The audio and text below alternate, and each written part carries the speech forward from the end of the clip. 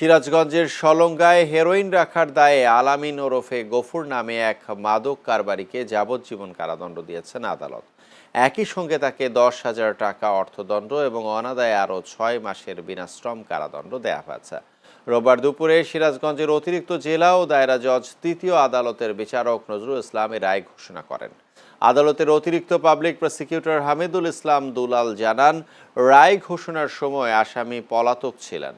মামলার বিবরণে জানা যায়, 2019 সালের 24 নভেম্বর সলঙ্গা থানার সাতচিকড়ি এলাকায় মাদকদ্রব্য নিয়ন্ত্রণ অধিদপ্তর একটি যাত্রীবাহী পরিবহনে তল্লাশি চালিয়ে তার কাছ থেকে 50 গ্রাম হেরোইন উদ্ধার করে। এ ঘটনায় সিরাজগঞ্জ মাদকদ্রব্য নিয়ন্ত্রণ অধিদপ্তরের পরিদর্শক সিরাজুল ইসলাম বাদী হয়ে সলঙ্গা থানায় মামলা দায়ের করেন।